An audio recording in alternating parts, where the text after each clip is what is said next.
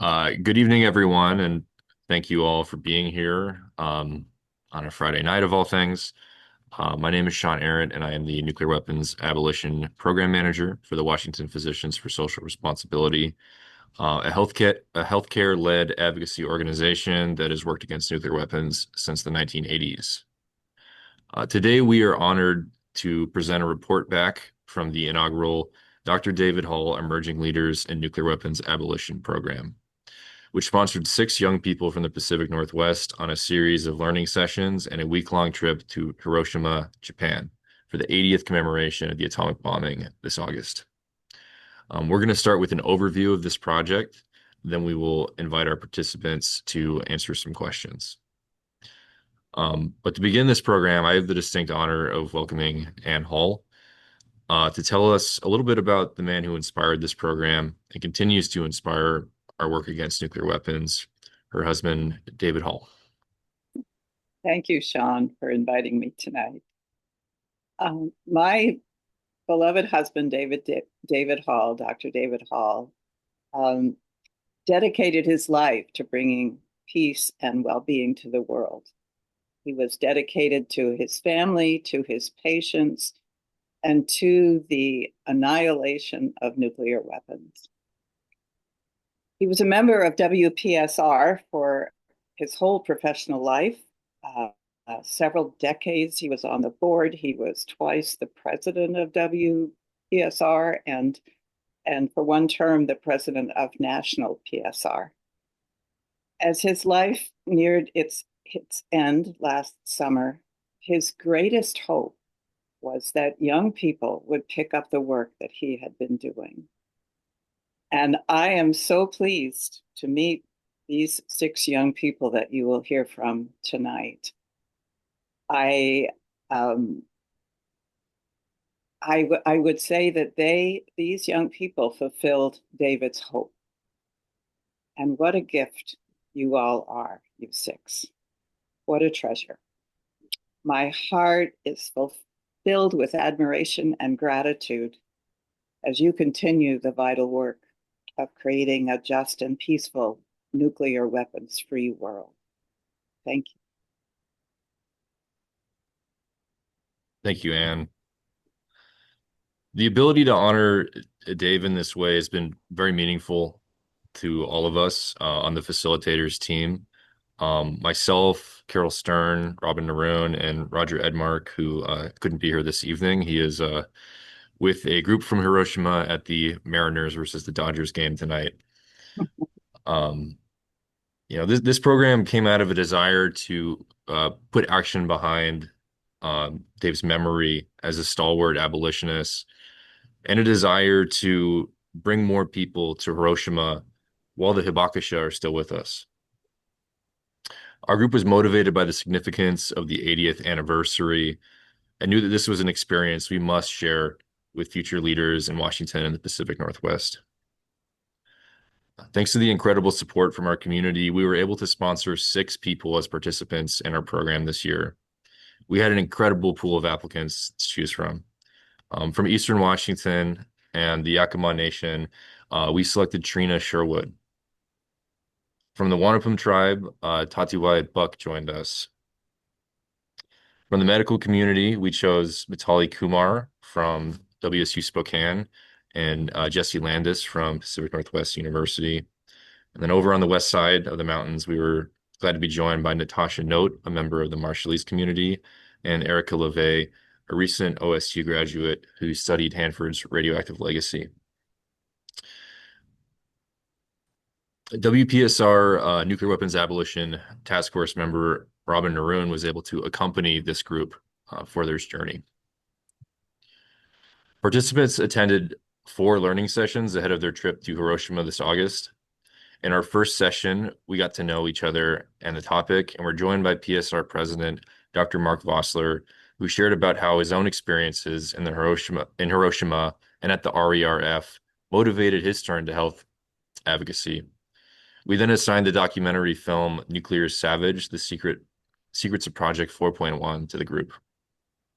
In our second session, we learned about the Manhattan Project and the Cold War, the 9 nuclear powers, and global nuclear testing. And we're joined by Wanapum activist Johnny Buck, Tati Wyatt's father, who talked about the legacy of his people's forced removal from what is now the Hanford Nuclear Reservation. The group was assigned a short article about the nuclear freeze movement and the film Making Waves, The Rebirth of the Golden Rule. In our third session, we talked about the mass movements against nuclear weapons around the globe and the different arms control treaties they won. We talked about the movement in Seattle and were joined by Glenn Milner of the Ground Zero Center, who shared his experiences with the Live Without Trident campaign onto the present day. Participants were then assigned an article from the At the Brink series detailing the full nuclear weapons modernization program unfolding today. In our final session before the trip, we talked about the work against nuclear weapons today, from our work in Washington State to the Treaty on the Prohibition of Nuclear Weapons, and prepared our participants for the trip to Japan. They were given copies of John Hersey's book, Hiroshima, and were sent on their way. Fortunately for us, we didn't send them into the unknown. We sent them to friends. I'd like to pass to one of our co-program facilitators, Carol Stern, to talk a little bit about where we sent our intrepid emerging leaders. Okay, Sean, do you have the PowerPoint? Yes. Put up.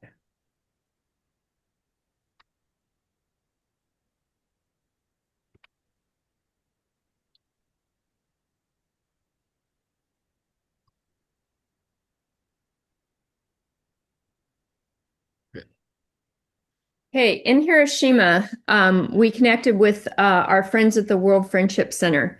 And the World Friendship Center was founded by Barbara Reynolds, a Quaker pacifist, on August 7th, 1965, 20 years after the atomic bombing of Hiroshima.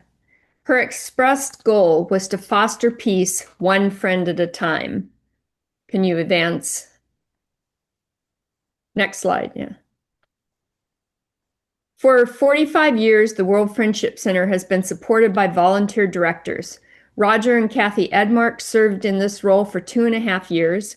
The current directors, Brad and Sue Cox and Tachibana San, the current chair, hosted the group while they were in Hiroshima.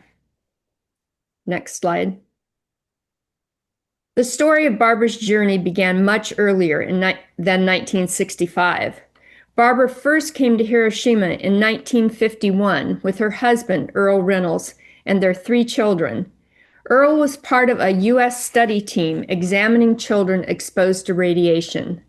Barbara described herself at the time as a political zombie because she previously had no idea of the degree of devastation that existed there.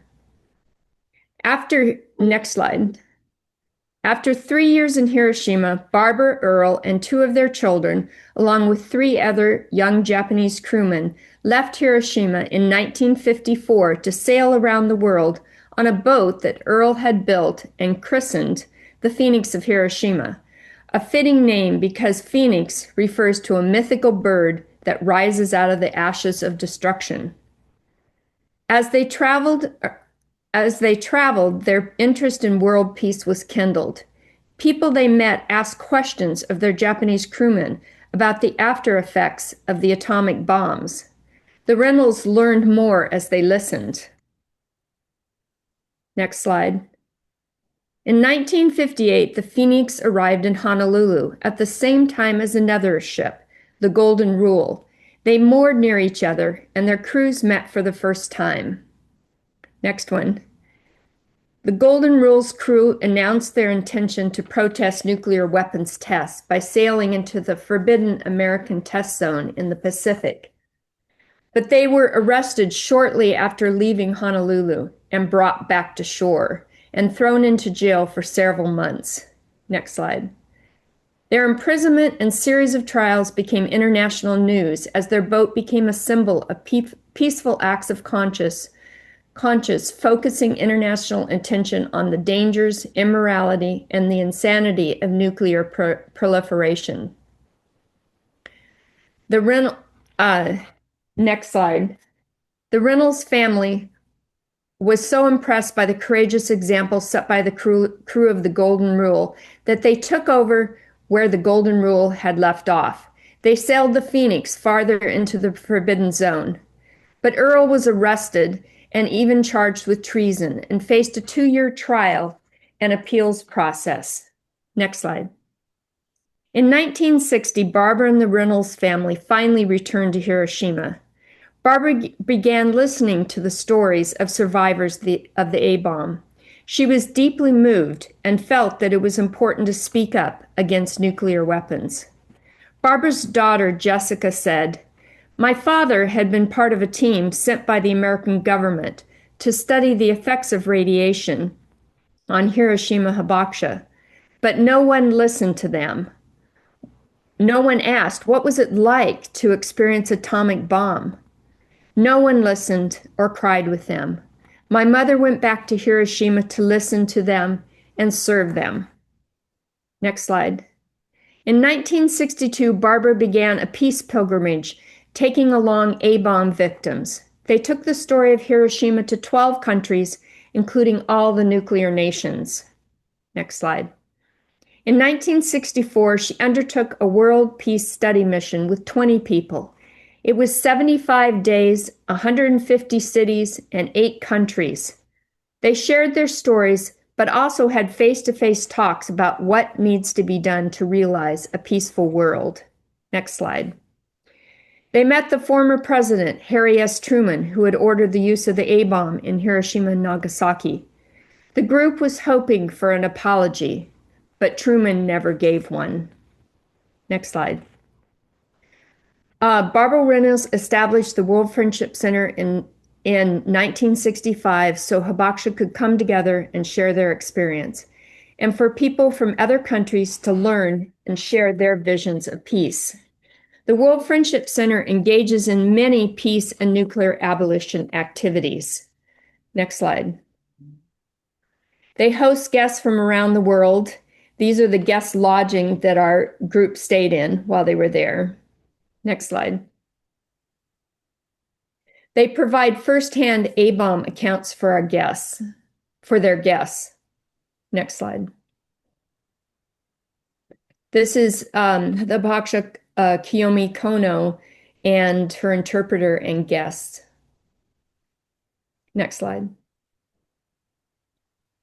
They have guided peace visits to both the Hiroshima Memorial Park and to the Houses for Hiroshima and the SMO Museum. Next slide. They host peace exchange trips between Japan and Korea, the US and Japan, Japan to the US, and also youth peace camps between Japan, Korea, and China. Next slide. When they go on their peace trips, they speak to many groups, community groups, schools, and churches, just as the group we just hosted now. Next slide. This was they do peace exchange study trips, and this was one that came to the US, and they visited sites related to nuclear weapons, to the Hanford Nuclear Facility, Los Alamos, to the Bainbridge Island Exclusion Memorial, and the Minidoka Camp. Next slide. They do peace studies program at their in the community. Next slide. They do a peace camp every summer with Korea and China, between Korea and China and Japan, and it's hosted in one of the 3 different countries. Next slide. They have English conversation classes. Next slide.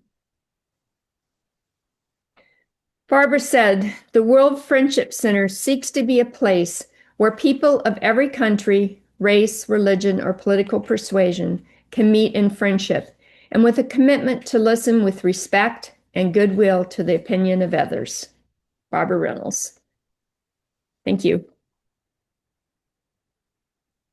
Thank you, Carol.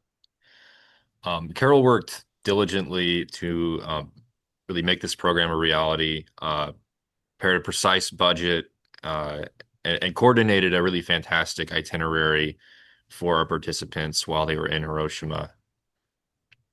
On their first day, our cohort was treated to a presentation on the facets of Hiroshima, a meeting with an atomic bomb survivor, a tour of the Hiroshima Peace Park, and a visit to the world-renowned Hiroshima Peace Museum.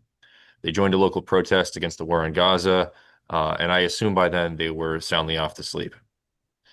On the second day, the group attended a lecture on the World Friendship Center, explored the city, and attended the Grandchildren of Hiroshima play. On the third day, they were guided on a tour of trees that survived the atomic bombing. They visited the Hankawa School, which was completely destroyed by the bomb in 1945, and restored as a museum. The next day, they visited the Radiation Effects Research Foundation, and toured a series of local waterfalls. On August 6th, our group joined thousands of people at the official 80th year commemoration of the atomic bombing. They spoke at a local program and floated peace lanterns in the river. The following day, they visited Miyajima Island, said their farewells, and traveled out the next morning.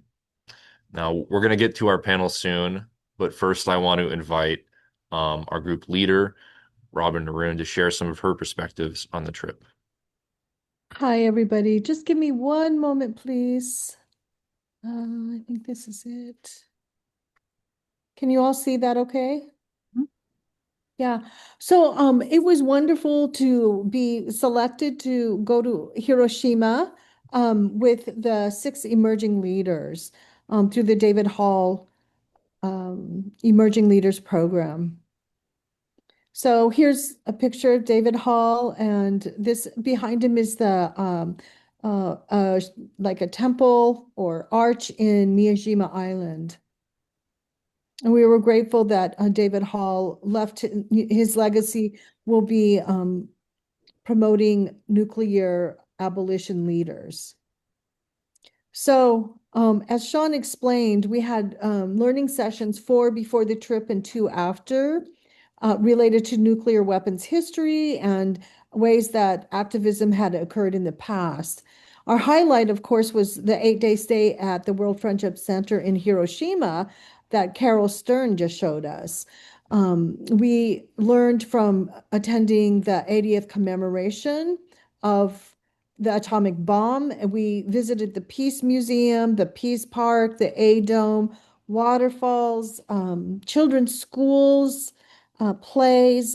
It was a packed week where we learned so much. And I, for one, I'm still processing all that I learned there.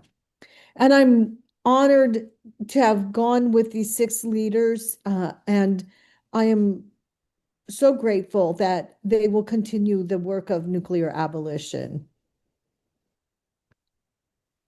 Of course, we have our leaders here, Mitali Kumar, Erica Levi, Tamisa Sherwood, Jessie Landis, and Natasha Note.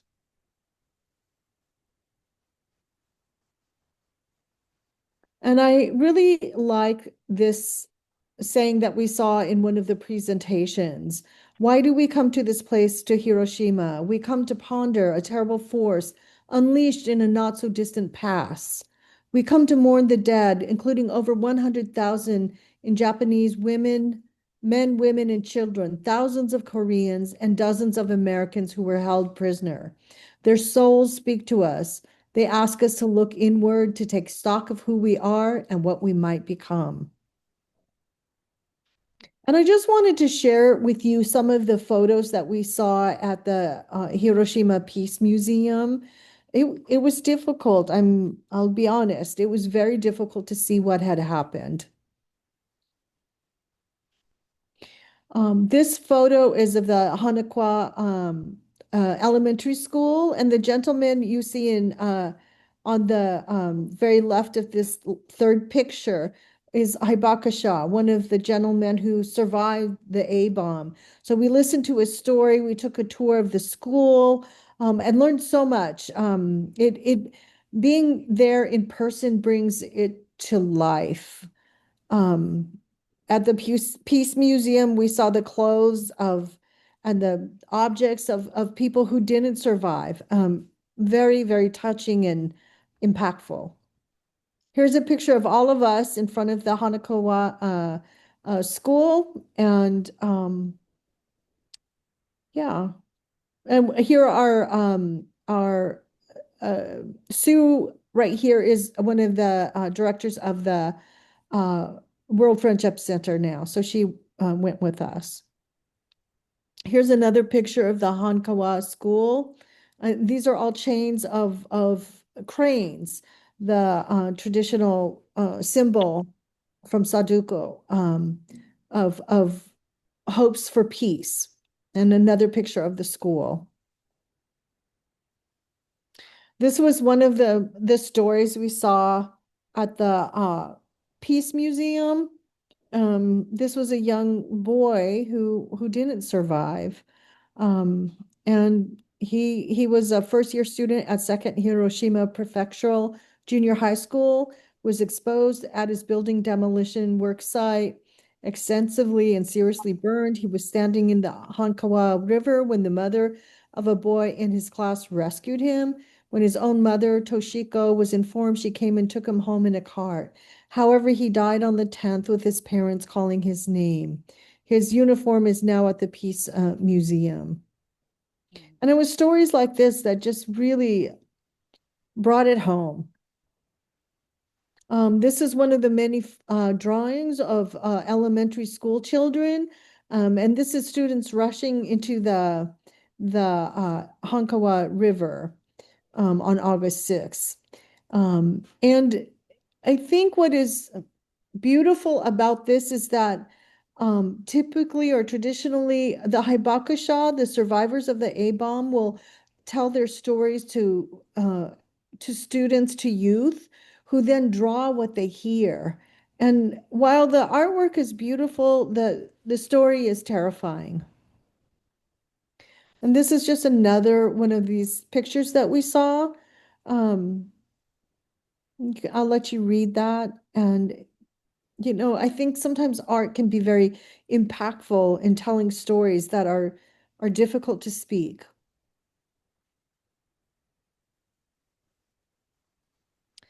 Um, this is Takibana-san, who gave us a tour of the atomic trees.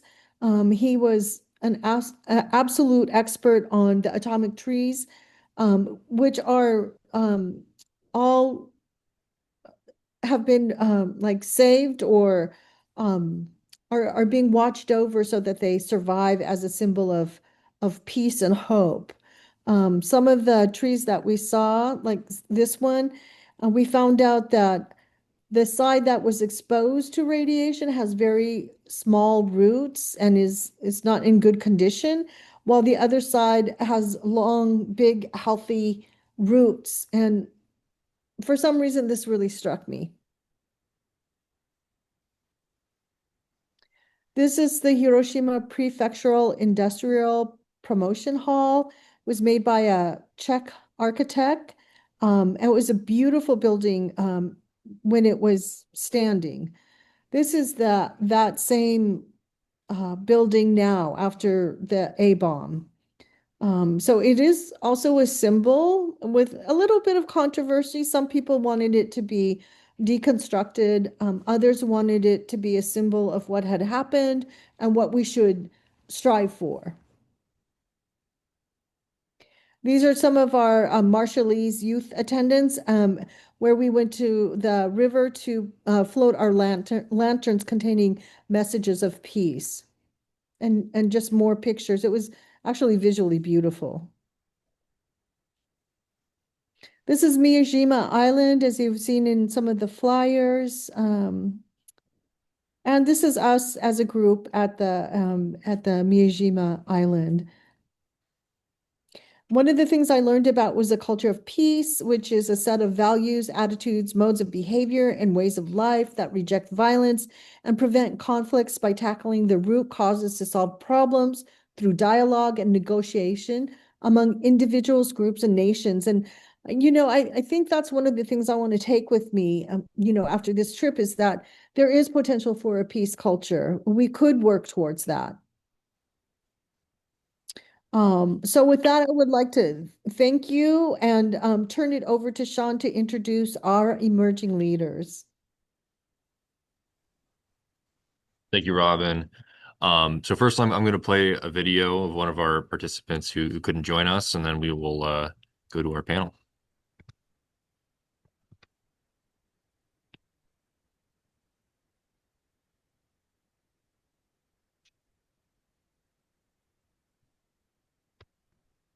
Hi everyone, my name is Erica LeVay, and I'm sorry I couldn't make it today to participate with my fellow cohorts in this program, but it's really important to me to get my voice heard about this program because it's really important to me because this experience has allowed me with this ability to create a new lens when it comes to nuclear weapons globally and the anti-nuclear warhead coalition.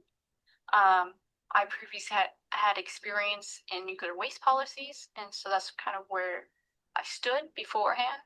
A little bit about me: I graduated from Oregon State University with my master's in public policy, and this is where I spent my graduate career just writing and researching environmental justice, public health, and clean energy transitions. And further, I mainly studied nuclear waste policies and used the case study of Hanford site in Washington. So my research at Hanford really deepened my understanding of how nuclear weapons leave this complex legacy of environmental degradation, ongoing harm, especially in the policy sector, and public mistrust. And this is even especially important for indigenous and rural communities that continue to live near these contaminated legacies and bear this burden that we have created in the United States. And so the Dr. David Hall Emerging Leaders Program was just my next step, my ability to continue my education, gain a different lens, my expertise, and as my duty to public safety and voice for my generation. So one thing I really stuck out to me when it came to Hiroshima was how important community building is. I remember one time how I mentioned to Sean that I was in a super active voice in my field of expertise previously, and he was very, very, very surprised about this. And that thought really stuck with me even throughout my time in Hiroshima, and I still think about it now. I graduated during the COVID-19 pandemic lockdown, my undergraduate, and even had to continue my education online for my master's because of it.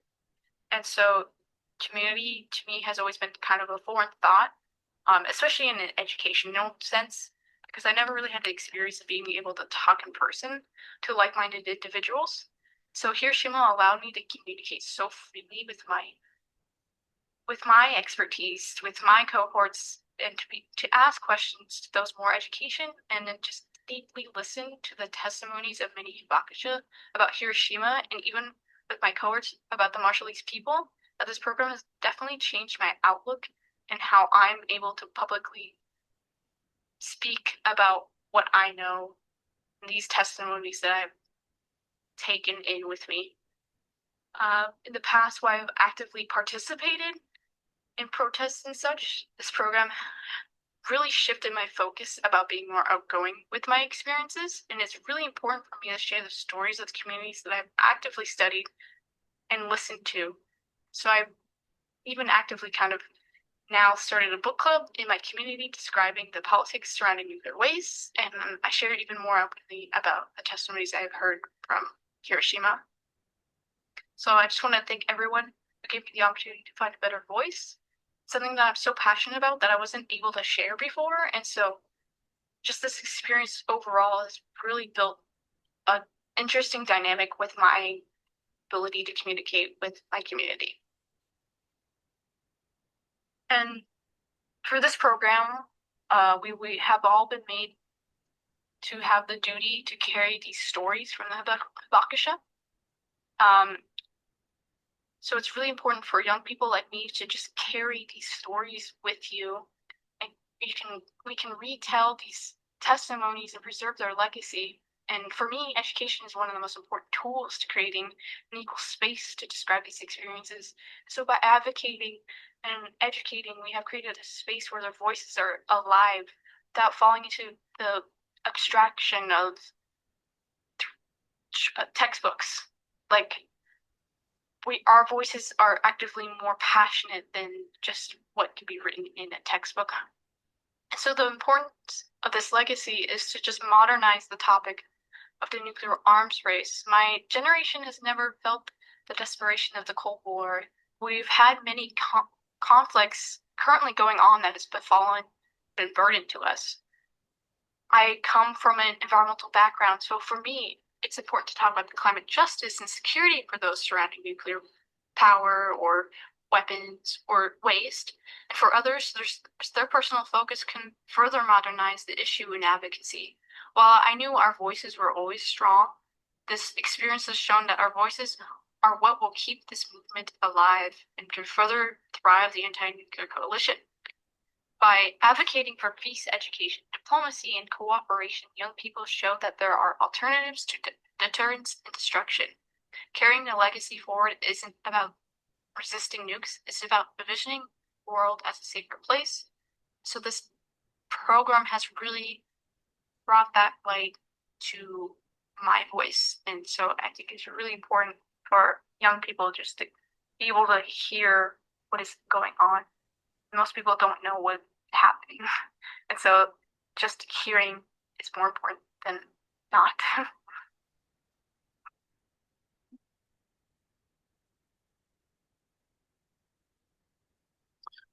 All right. Well, thank you, Erica. We certainly miss you tonight on the program. I know Erica was unfortunately someone who got sick for part of the trip and missed a few things. But it seems like she is not going to miss out on the movement going forward. So always good to hear. So now I want to turn it to our live panel.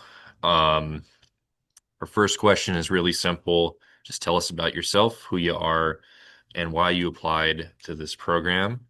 Um, and I'm just going to call on somebody. Jesse, why don't you start us off? Sure. Hi, everyone. I'm Jessie Landis. Thank you all for being here tonight and for listening to our experience. I am zooming in from Anchorage, Alaska. I am a third year medical student doing my rotations up here. Um, Not initially or not originally from the Pacific Northwest, but very happy to be here. So a little bit of background. Um, I grew up in the Mennonite faith tradition, which is a branch of Christianity that's really focused on simple living and peace work. And so that's kind of been my worldview and orientation since as long as I can remember, and still something that's very important to me.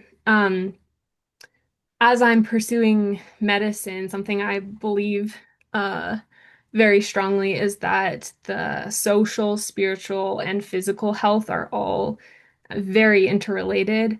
And so, kind of holding this pursuit of medicine and interest in creating a more peaceful world. Working with WPSR my first 2 years of school and then joining on this trip just kind of made sense as the next step toward how I can build peace in the world as a future physician. So yeah, that's a little bit about why I'm here. Thank you, Jesse. To T. Wyatt, if you want to have a go with that question, just who are you and what made you decide to join this program? Yeah. Hi, I'm Titi Wyatt Buck. Right now I'm in Walla Walla, Washington. I'm a first year at Whitman College. I'm studying Indigenous Race and Ethnicity Studies on the pre-med track. So I'm just a few weeks into my first year. Um, I guess mostly like why I applied for this program comes from my background. I come from the Wanapum tribe, and I grew up in Peace Trafford's village, which is right near Hanford. So we were really affected when with the Manhattan Project. It really affected like access to our land and the quality of our animals, and just all of it was just really affected my tribe. And so just I wanted to more immerse myself kind of more about it and also learn about like kind of the other side of the spectrum of like the people in Hiroshima. So I think we're very our stories are very coinciding with each other. So just kind of getting to have like conversations there was really nice and something I went in looking forward to. you.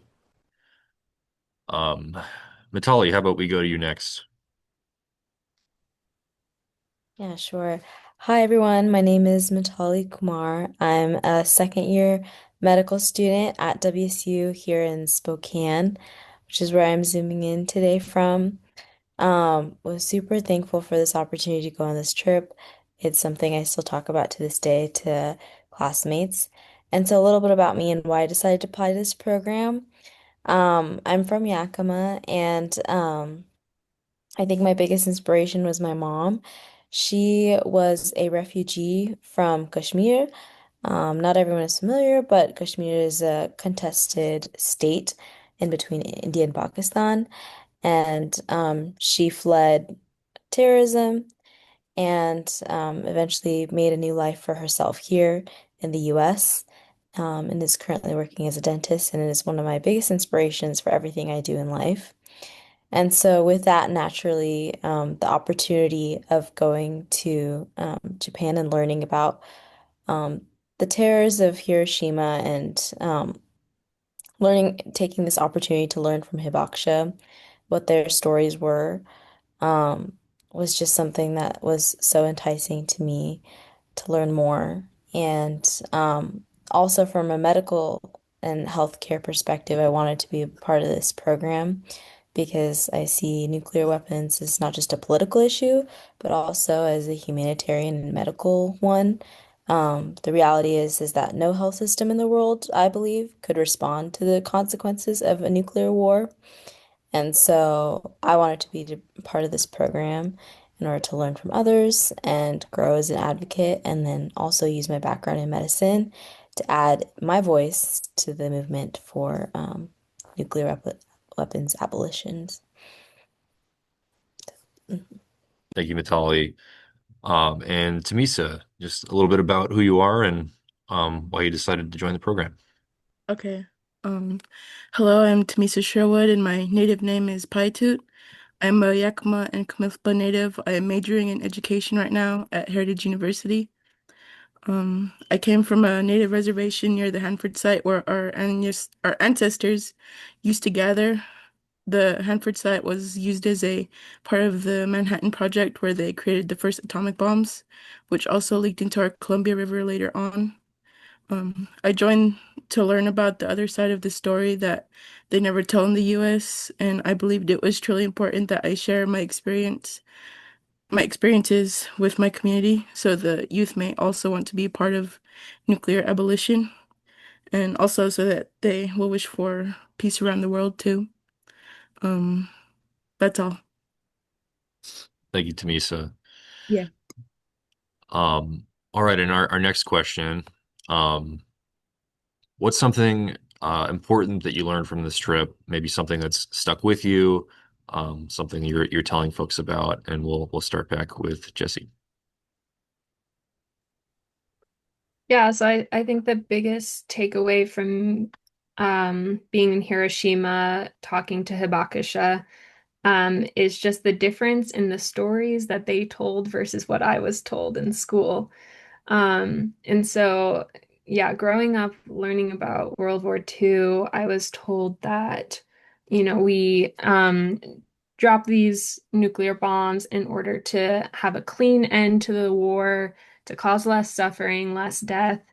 Um, and I was always like skeptical of that, but I didn't really know what actually happened. And so to hear Hibakusha tell their stories of that day was so powerful. And so I'm gonna get a tad bit descriptive here because I think it's really important. Um, they talked about immediately after seeing people and maybe even themselves, but mostly other people walking around the streets with their skin literally hanging off of their bodies because they were burned from the heat wave. Meanwhile, fires were ablaze over the entire city. Everyone's house was burning if it wasn't already knocked to the ground. People were running towards the water, like that one picture that Robin showed, trying to escape from their burns, um, and just running into more radioactive debris. There was radioactive debris falling from the sky as black rain. This lasted throughout the entire day, just complete agony and disarray. And since then, people have continued to face the effects of the radiation. I mean, over years, people got radiation sickness, got um, all different sorts of cancers because of the radiation they were exposed to. And so it wasn't even that day that people were experiencing the effects, but years later. And so to hear these stories, these firsthand accounts of these small children who had to see all of this was really eye-opening for someone who was taught that that was the clean way, the humane way to end a war. And so I think it's really important that we continue to share these stories when Habakasha are no longer around, because we don't want to do that again. That was nasty and horrific. So that's the biggest thing that I have been sharing with people from this experience. Thank you, Jesse. Tatiwa yet? Um, okay, I think the biggest thing for me from this trip, I think, is like I really deepened my understanding of respect. Um, More like in the sense that like I guess I kind of more learned it like after the trip, but like just like the taking the time to like just go to Hiroshima, I think is pretty uncommon in general. Like when people are traveling to Japan, and so then I kind of just learned like coming back, like talking to like meeting new people here who are from Japan, like um they would ask me like, oh, like where did you go in Japan? I'd be like Hiroshima, and they're like, I think probably like 90% of the people have said like, oh, where else did you go? Because they just assume like obviously you didn't just go to Hiroshima. So it'd be like, and then it would be really cool because it would start like a whole really engaging conversation. Like, what did I learn? I tell them like everything we learned, and they'd be like, wow, and they'd be like, that generally like changed my day, like that generally made my day. So just kind of, I don't know, I think that's like the biggest thing that I learned and also stuck with me is just like if you take the time to really learn something, it really can like change someone's day. Like it kind of just, I don't know, it sticks with me like every day. You, Tali, something important that you learned on the trip. Yeah, I think one of the biggest things that I really took away from the trip, obviously I knew it was going to be a heavy trip and that we were going to learn quite a bit of horrific history. But what stood out to me the most was the resiliency that I found in both Hibakusha and in the city itself. Um, After hearing about the story, obviously the bomb I had thought was just as Jesse had mentioned, I thought it was just something that happened. The bomb had landed, and then there was almost like an evisceration of a crowd of people, but in reality, it was a slow, torturous death for people involved, all people involved, and it had quite lasting effects, epigenetic effects, and then also on the Hibakusha who did end up living from the experience too. Many of them faced years of discrimination afterwards, rather whether in jobs or in marriage or in society, because of how people feared radiation exposure. And that struck me deeply. The impact of nuclear weapons lingered in people's health and their opportunities and the way that they were treated by others. And then ultimately, from the whole experience, I was also amazed at how much resilience that these Hibakusha actively chose to have in their life stories, and they turned their suffering into advocacy for peace. Um, it's an incredible combination of injustice and strength, and they chose to dedicate their lives to peace and their stories and to making sure that no one else has to experience what they did. Even after all these years, you see last year that Hibakusha just won the Nobel Peace Prize for continuing strong advocacy for their work, for their life's work. Um, and it really was such a amazing firsthand experience to see how nuclear weapons aren't just some sort of abstract policy debates, coming face to face with the real devastating human consequences was one of the biggest takeaways I had from the trip. Thank you. Tamisa, something important you learned? Okay. Um, I think learning about the aftermath of the bombing was very important, like how the bombing affected the bodies like years later, like how that one lady, she still had a piece of glass that was like stuck in her face. She had it taken out years later. And also how the Hibakusha also faced discrimination from their own communities. And then also learning about what happened in the moment was a really deep topic for me, like the horrors that were faced, and then the trauma that the survivors that they will never forget. I'm a little sick right now, sorry. It's okay. Um, Thank you, Tamisa. And last prepared question is just what role do you think young people like yourself have in carrying on the legacy of the Hibakusha and opposing a new nuclear arms race? Start back with Jesse. Um, yeah, so kind of two points for me I think I took out of this. One, the Hibakusha are not going to be around for much longer. The average age is 86, I think, right now. If you think we were there for the 80th year anniversary, um, you can figure out the math. So just the importance of continuing to tell the story of what happened, um, not just not just from a respect of the Hibakusha, but also to realize like like I said earlier, this happened and we don't want it to happen again. Let's keep telling the horrors so that we do not repeat it. Um, it's the whole idea of, history repeats itself if we're not paying attention kind of thing.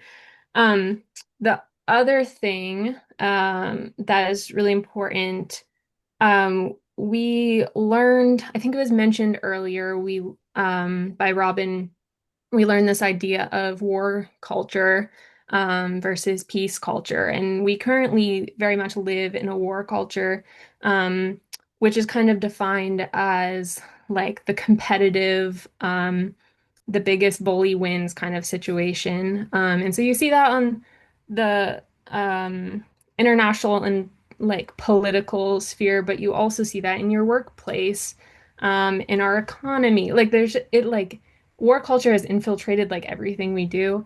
Um, and so thinking about how we can reorient even small interactions towards peace culture. And for me, how I define peace culture is approaching things, every interaction with empathy and curiosity. So instead of I don't know, someone cuts you off when you're like driving, instead of being like, why did they do that? Being like, I wonder what's going on for them right now that they're in such a hurry. Starting with curiosity and empathy, I think can get us really far. So thinking about how you can do that on an individual level, I think is one way to work towards peace culture. But on a global scale, um, nuclear weapon abolition is a good place to start as far as moving towards peace culture. So this is something that I was like when I was like signing up for this trip and like um even before I applied, I'm like, why like weapon abolition? Why are we talking about this? But that's kind of the takeaway that I've um come to is that this is an easy. It's going to be hard, but an easier first step on a global scale to bring about peace culture because it is something that we can get a lot of people behind. No one wants to use nuclear weapons. We have not used nuclear weapons in war since World War II, which shows that no one really wants to deploy these things. So I think that's like encouraging in a sense of, maybe we can get people behind this. When you actually talk about the horrors, like no one really wants to do this. So anyway, all that to say, this is a first step towards a global peace movement. Um, so I think as an individual, what can you do? Keep talking to people about it, bringing attention to like that we as a country continue to create new nuclear weapons. More and more countries are gaining nuclear weapons. It is a current problem, I think, is really important. And then if you have agency to advocate on a political level for nuclear weapon abolition, that's how we can work towards peace culture on a global scale. That was a long-winded answer. I hope it made sense. It did. Thank you, Jesse. When people cut me off in traffic, I like to assume that they have to really use the bathroom. Um, Tati Wyatt, what role do young people like yourself have in carrying on the legacy of the Hibakusha and opposing a new nuclear arms race? Um, I mean, I guess kind of going off of Jesse, kind of like the aspect of kind of more like on an individual level, I think is so important. Just like the everyday type of thing, like what can you do, can honestly make such a difference if we all do it. So I know, like for me, I think especially like being new to college, I'm meeting so many new people and a lot of international people. And I've realized a lot of them like know nothing about this at all. And I was like, wait, well, like, so I've actually genuinely taught like at least like 20 people like about this whole subject. And it like with kind of with each time, I think I got my like elevator speech better kind of too. So like I don't know, I think that's like a big thing, just like individual, like can you just have a genuine like 15-minute conversation with someone about this, and it generally like, makes a difference because it's like also creating more um education around this whole nuclear weapons, like the bombs, like can we connect all the dots essentially. I think is the biggest thing. And also I think for me, coming from the Wanapum tribe, like also like tying in the like what is Hanford, like how are I've also taught people like Marshall Islands, like how these other people are also super affected by this, maybe not like directly affected by having a bomb dropped on them, but like still super affected. Was also a really big thing, and I think it's really important not only for like carrying on the legacy of the Hibakusha, but also carrying on like the legacy of my ancestors who were affected. Like, can I also keep that story going? So just kind of like that same parallel too. So I think that's super important. Yeah. Yeah. Mitali, what do you think? Yeah, I think I'm gonna echo to some of what's already been said, and that the Hibakusha, though their voices were so powerful and strong, they are unfortunately aging out, um and it's not that we want to repeat any mistakes that we've made in history. Obviously, um, their activism was so important and vital for, not having any sort of nuclear weapons and being used after the Hiroshima bombing. Um, but I think now it's really going to be the younger generation's responsibility in carrying their legacy forward, since they won't always be around to share their stories firsthand. So we want to make sure that their voices don't fade into history. And then our generation has unique tools also that earlier activists didn't. Our generation in particular is extremely globally connected through technology. We can organize in incredible amounts of time and reach very wide and vast audiences. And so we can show this conversation and that abolition isn't unrealistic and that it's quite urgent. And also, I believe our generation just has a potential certain amount of hope and persistence at the same time that's really needed for this movement. Um, Despite all the cynicism and backlash that we face for things like nuclear weapons, climate change, and all these things that we protest against, I think our generation still pushes strong and prioritizes um, having their voices heard. And that's one of the beauties of our generation. And so I think that's where we fall. Thank you. Um, Tamisa, what do you think is the role of your young people, your generation, in carrying forward the legacy of the Hibakusha and opposing nuclear weapons? Yeah, okay. I think my role is to share the stories of the Hibakusha to my community and hopefully spread the stories of all communities that face issues from the creation, testing, and usage of the atomic bomb. I want to probably share it like with my college, like kind of share the stories too. Um, but I also wanted to like maybe be able to share it with, or hold on. I want to like share the stories and everything with Native communities around the Columbia River because like there's various communities around here, and I think it'd be really nice to like um kind of share that with them. Yeah, absolutely. Um, all right, folks. So we have about until 8:30. One of our participants, Natasha Nope, wasn't able to make it tonight. So we're going to turn it to audience questions. If you have a question, try to specify whether it's for a specific person or for the whole panel, and try to be concise if you can. Uh, so go ahead and raise your hand if you have a question.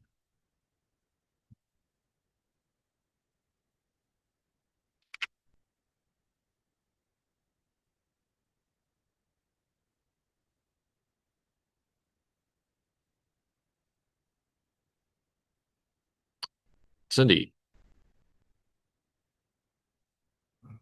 Actually, it's John. It's Oh, John. John. I just I remember the nuclear freeze movement, and I remember Reagan of all people was negotiating with Gorbachev, and they, I somewhere we had 50,000 in the world, and they went down to 10,000. They stopped, but Reagan, he was kind of crazy, but he wanted to get rid of them at first. His advisor said no. But why can't we have an international conference for, because these things are if they're ever used, we're toast. And I can't believe we don't have the discipline not to destroy each other when we have to take care of the environment and each other.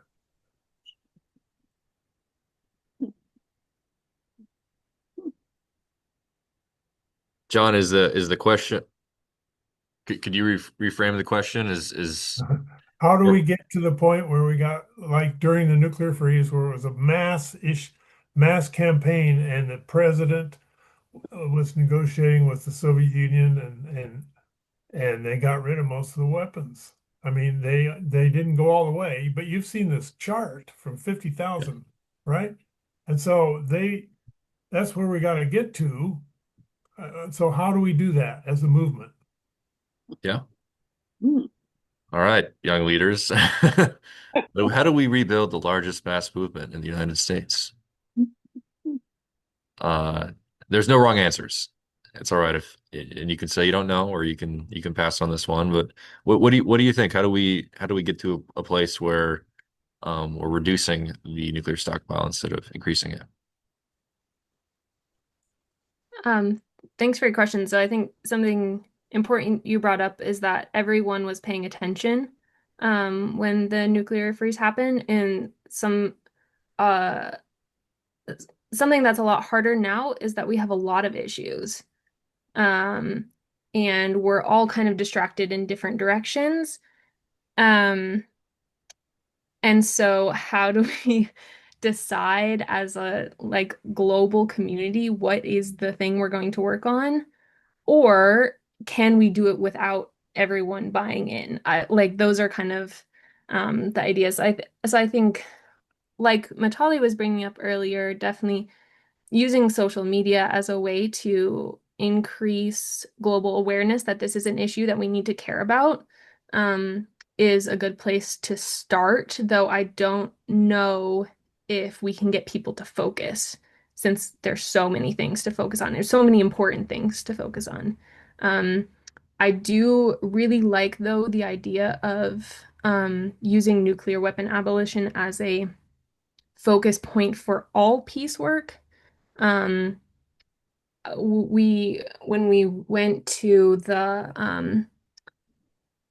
like genocide protests against what's happening in Gaza, I had asked like, why are we protesting this in Hiroshima right now? Like this seems so random to me.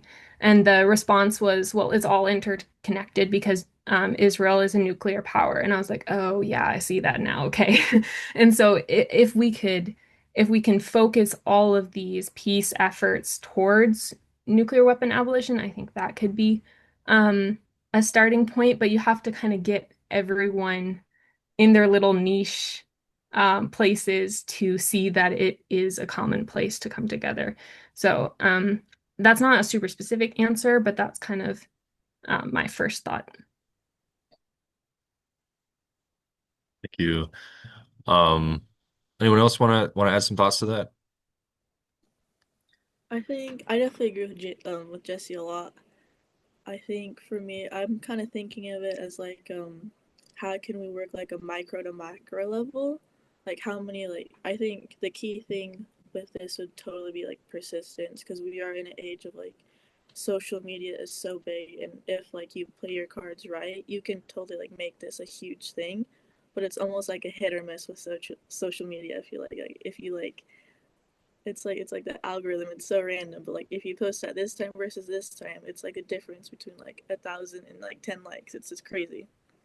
But I think like if you definitely are persistent about it, you like work from like micro, like have all these conversations with like 2 people a day, make it like 3 people a day or something. Like you're gathering a community, a knowledgeable community, and then if you like work with these like kind of micro things, which seems so small, like eventually like maybe you have enough people now you can like have a rally. Like I can like with enough people, I could totally like have like a whole rally here at school, and then that gets bigger. Can we join it with another school? And it just like it gets bigger and bigger and bigger.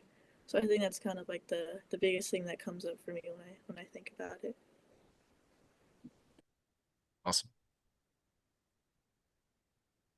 Natalia, Tamisa, either you want to try that question? Can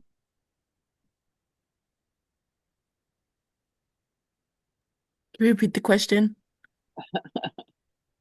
Yeah, I think what John is asking is how do we rebuild the movement to where it was in like the 1980s when uh, some people have said that the nuclear freeze was one of the largest mass movements in U.S. history. Okay, well, I think we just need to like keep learning as much as we can about the past and also like stay in the know about like the present and what's happening around the world. Also, exercise our voice around our community and like share with people around here. That's all I got. It's a great answer. Natalia, pass. I'm thinking, I'm afraid I don't know if I can add much more to what's been said. What's already been said has been amazing too. Because I think, yeah, just echoing our generation is the age of social media. So I imagine anything that were to happen on an international scale would really have to be through the use of social media. And also something I think about too is one of the lectures that we received in Hiroshima talked about how one of the reasons that war culture gets pushed so often is oftentimes because of money as well. So I think in reality, I think having generous donations as well, I imagine wouldn't hurt in helping organize and getting out the word to about peace culture and the importance of non-use of nuclear weapons. Great. Of course, everyone knows that WPSR's annual gala is tomorrow. Please donate generously. Um, Joanne, go ahead.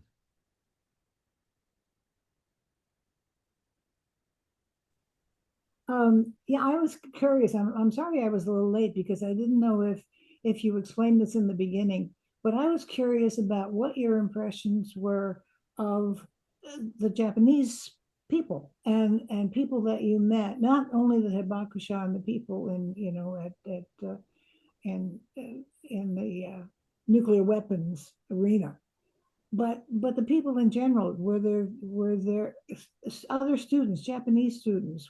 Did you live with a family? Did you did, if this was your first time in Japan, what was that takeaway? What did you notice that you liked or said, oh boy, that's different?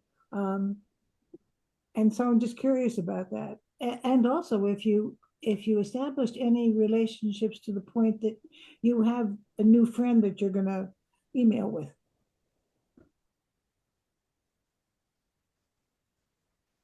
That's a great question. So, just to reiterate, impressions of the Japanese people, the people you met, um, while you were there.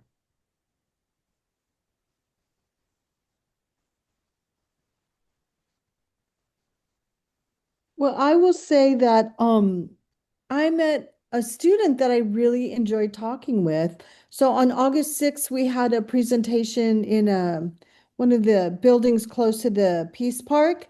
And Natasha Note and I did a lecture on nuclear legacy in the Marshall Islands. And the students there I thought were brilliant. They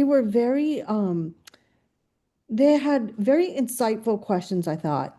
And one of the young men came up to me afterwards and we went out for coffee. We talked for 2 hours, talked theory, kind of geeked out on theory, and ended up exchanging emails. I haven't contacted him, but I just thought the students were really insightful. That was um, really nice to see. They asked a lot of questions about the Marshall Islands and noted that the same erasure and silencing had occurred in the Marshall Islands as it did in Japan, in Hiroshima. And so that was really great for me. And the Japanese people were I thought they were very quiet. They were very kind, and they were very respectful. I thought that was so nice to see it kind of juxtaposed with the way Americans are so busy and rush. So that was nice.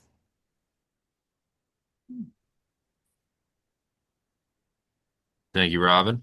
Um, yeah, others, did you make any friends? Are we so different after all? Tell you what. I I don't know. I feel like I made so much more genuine relationships than I thought I would. I think probably like the biggest thing for me is like I think it was like the second or third day I was like trying this stew. It's like a fruit bar. Like it was so random. Like it was just like this fruit bar I was trying and it was really good. And then I just like started talking to the owner. And it led to like a like kind of what Robin said, like it led to like a 3 hour conversation. And then I went back the next night to talk more. And then the next night to talk more. And it was really interesting because I got to talk about like where I was from, talking about like the hand and all of that. And I got to ask them so many questions, which was really cool. Like one of them, like their grandparents were both of Aksha, a different person, like they were there at the bombing. So like they were one of like the survivors. They're like kind of farther out, but they were still there. They still like remember that day, and like just hearing them talk about it was just like, well, because they were so young, but they still remember such a traumatic moment. And then I don't know. I think just like the biggest thing for me was just like also the sense of respect, kind of going off of like my earlier answer, but like their sense of respect and the culture respect there was like really refreshing. It was so refreshing. Like there wasn't. I know Japan is also known as like one of the most safest countries. You definitely felt it in comparison to the U.S. in comparison to Seattle, where I'm from. Um, like it was just like honestly like it was astronomical. Like I could like gently walk down the street at night and feel safe and like have conversations, meet new people. I think that was also like a really big like eye-opening thing to me too.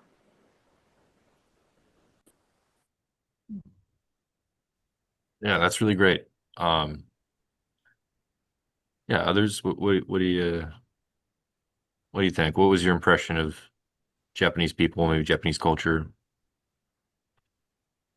Um, so something that I noticed um pretty early on was um a greater respect for the rules than I think we see in the US. Um, I would stand in front of, okay, so there were like crosswalks with lights, that tell you when to walk across. And but over like really small roads, and so it'd be like a one-way street, like alleyway to me. And but people would stand on either side for several minutes with no cars going through.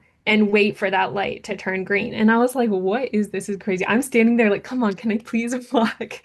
Um, and so th there was that. And then I think, after a couple days in Hiroshima talking to people, I was like, wow, like everyone's all about peace. Like this whole culture is just like changed by this bomb. And I was just like, how do we get the US to be like this, like so focused on peaceful ways? And then heard some loud um megaphone like things outside, and I was like, what is that? I asked one of our leaders in Japan, and they're like, oh, that's the extremist nationalist group protesting outside. And I was like, oh, okay, so there's a different side of Japan. And that honestly was really orienting for me to be like, we were getting this side of, and specific group of people that we were talking to that were very focused on peace work. But also in Japan exists a lot of people that wish they had a really big military, wish that they were again a colonistic country. um, and that was like, okay, so, that makes our job harder to work for peace, but it makes more sense in my head that we're not so different. Just as people, like there will be extremes on every end in everywhere. Um, and so, yeah, I don't know. I just share that because that was like an important part for me of understanding um, the variety of people in Japan. Japan has right-wing weirdos too. Um, yeah, anyone else? Impressions?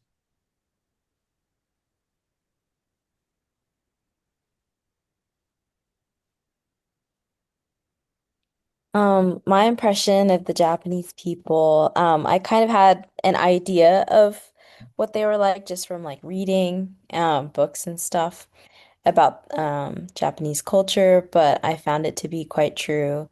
I think rule following was a big one. On the bus and in queues, people were just quite organized in large spaces, and even catching a train, you had to queue up in the for the st each station car and line up, and I was just amazed at how there were so many people, and yet it felt so organized, and um, every environment seemed really clean as well. Even quite big public spaces with that had lots of bustling amount of people. Um, and then I just found the Japanese people to be really polite and sweet and humble as well. Um, and disciplined. And then also something I noted too was when we were going to the Gaza protests, it seemed like people didn't have as much vigor in protesting in comparison to American cities for a city of that size. But maybe that's just for the Gaza protests, but from what I noted and from the engagement from people walking by, um, that was just my general impression of the Japanese people. Um, yeah.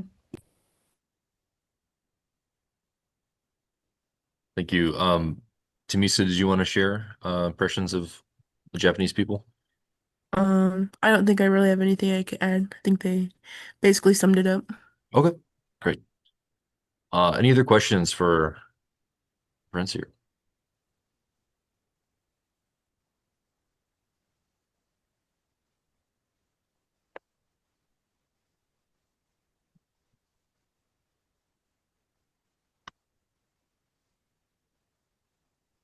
That's the sound of thinking. I just typed one in the chat. I don't know if we have time, but I'd be curious. Everyone's mentioned having individual conversations with people after the trip, and I would just love to learn, how those conversations have gone, or like what messaging you found to be effective in um, getting people unfamiliar with nuclear weapons to be interested. versus like I know that some people feel so overwhelmed, they can shut down on a topic like nuclear weapons. So I just thought we could learn from you all about what you're finding to be effective in sharing the message. I had a really interesting experience when, before I went to Japan, I was calling, I think it was a telephone company to get a plan, a long distance plan. And I ended up talking to a young man for about 20 minutes about the trip and what I was going to do. And, he was like, "Oh, that's really cool. And why are you doing it?" "Oh, because I'm Marshallese and it matters to me." And yeah, so, I guess that kind of taught me that you can talk about nuclear abolition with almost anybody, and you can do it in the context of like a lot of people the quarter started again, and a lot of the my colleagues and students have said, "What did you do over the summer?"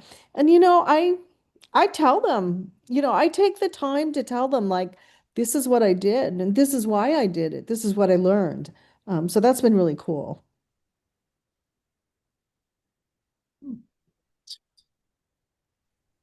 Um, I had the opportunity to share with my church, which was really great for me to honestly like process everything. But it's also a peace church, and so it was speaking to the choir. A lot of the things that I was saying, I think helpful for them to hear specific stories because I don't think a lot of people knew kind of like more of the history, but that was definitely like well received and kind of like easy to give. And then the other group of people that I am interacting with right now are patients and my preceptors. And that to me does not feel like a place to introduce politics. I'm curious if anyone has, like, honestly, like advice for me in that at all. But like, my preceptors are the ones that are grading me. And so determine my future and if I can get into residencies, if they, write me good reviews or not. And my patients, I don't want to turn them away from health and well-being by making them uncomfortable in the healthcare setting. And so that is definitely a place where I just have been really cautious to bring up anything about my trip to Hiroshima. Um, with friends and family and church, it's been easy, but that's kind of the only two groups of people that I've been interacting with at all. So,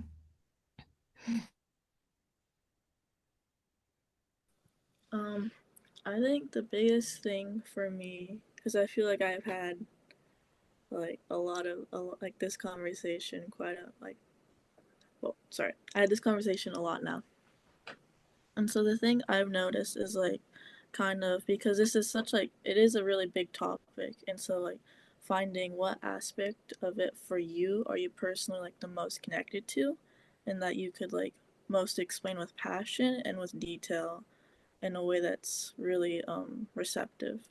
And so I think that's been the biggest thing for me is like kind of taking an emphasis on sharing my aspect of the story, like sharing about what is the Manhattan Project, how did it affect the Wanapum tribe, how did it affect me, how did it affect my grandparents and their grandparents. And so I've noticed like a lot more better people like being more receptive to the stories when they see like I'm really passionate about this and I'm taking the time to tell you. And so then in response, they're now taking the time to really be like an active listener about it.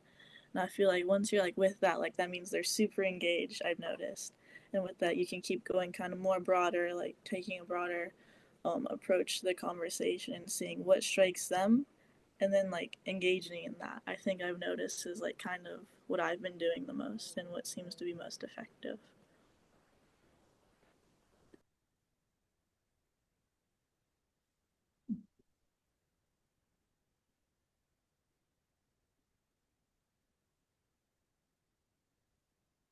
No, I'm not hearing anyone say that they shout at people and yell about the end times and nuclear Armageddon. So I'm gonna have to change my tact. But yeah, Tamisa Matali, any experiences to share on talking to folks about it? Um, so because it's such a big topic, I kind of wanted to like share with like a bigger audience maybe. and like really get it out there, I guess. I also kind of wanted to like tie together all my other experiences I've had with like going to Hanford and um Los Alamos and then also to Hiroshima and kind of just like tie it all in together and give like a big explanation of what I experienced and what I learned too. That's all. It's awesome.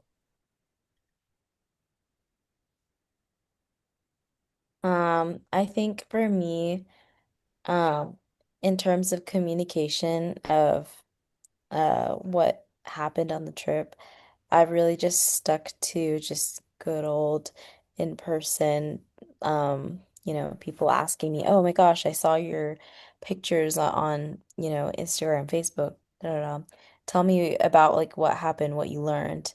And I feel like people who approach me and want to learn more about the trip, um, they often do it to me in person, and I'm really happy to just talk about everything I've learned, not just like from what I learned from Hiroshima and the Hibakusha, but also I explain what happened to the Marshallese community now, and I talk about, oh, did you know about like SpongeBob and Bikini Bottom and the origin story of all this? And I can really go into detail everything I learned, and I like to I'm still working on a video, but ideally, at some point, I'll have a travel video finished too of my experience, which will be nice to, give to people to show, like, hey, this is what my trip looked like.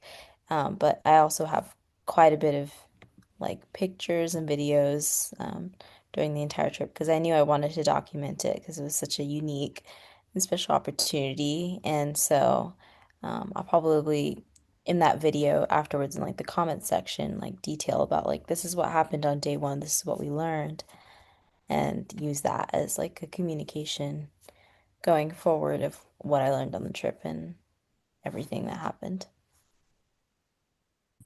Awesome. Maybe you have time for one more question. Is there? Yeah, go ahead. Um, a lot of people my age, and maybe a lot of people in this country, are pretty depressed about the future, what's possible. And I don't hear that from you all.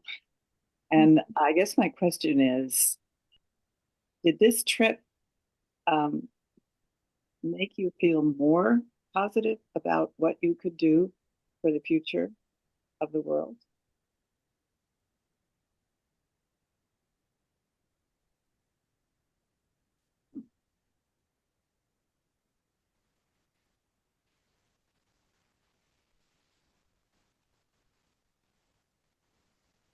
I see some thinking faces.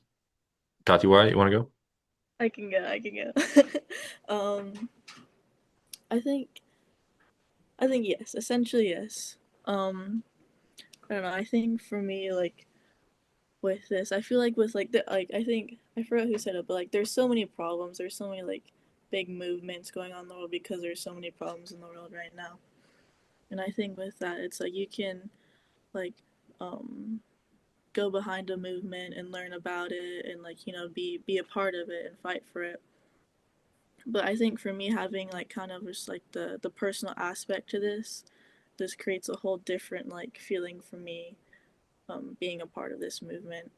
And so also getting to like be like really immersed and also like a different aspect of this movement too, like just I think being educated makes it just so much better. It makes me so much more excited to like fight for this, to educate other people, um to talk about it, to even learn, to even keep learning about it. So I think yeah, essentially yes, I'm definitely more excited just because I'm more educated. I have the personal aspect, I have more tools, I've learned from more people, I have more connections. Like it's yeah, definitely.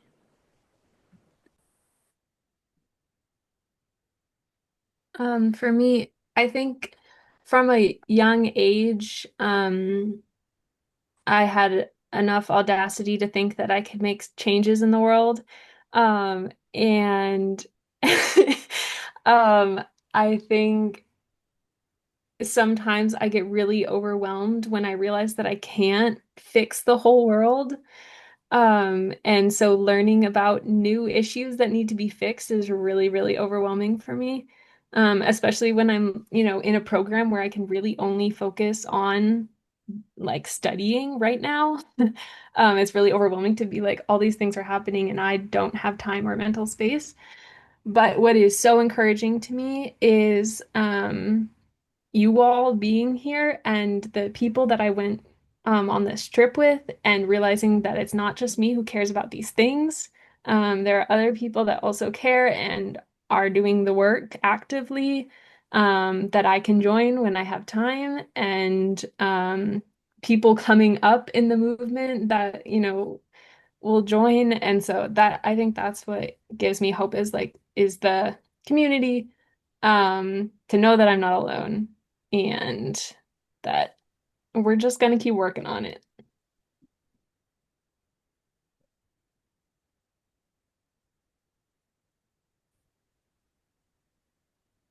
This is a really interesting question too to end off on because this is something I was wrestling a lot towards the end of the trip. Um I think truly like since I was a kid, I've always wanted to fix the world, and I've learned about so many different injustices through like school and curriculum, and it's like I went vegan from a very young age in high school, and I'm now quickly pescatarian, but still, I think the more I learn about different things and climate change, truly, I do want to say that everything I do can change the world. I don't know the truth of that in reality of it. The cynicism for there is still like in my thought process as well. How much can I really do to change the whole world? But I think what I took away from it at the end of the day is like, um, although I don't know how much I like my work can truly impact anything, I want to be on the right side in history, no matter what.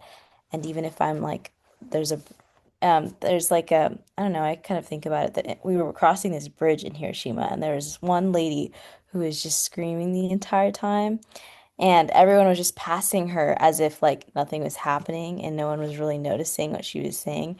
And sometimes I was like, I really feel like that person when it comes to talking about what I like the injustices in the world. And sometimes I feel like I'm talking to deaf ears.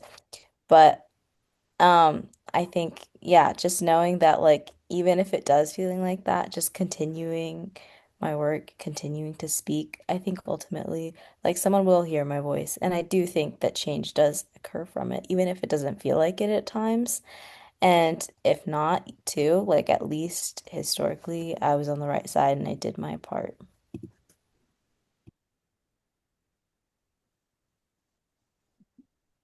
Tamisa, you have the final word.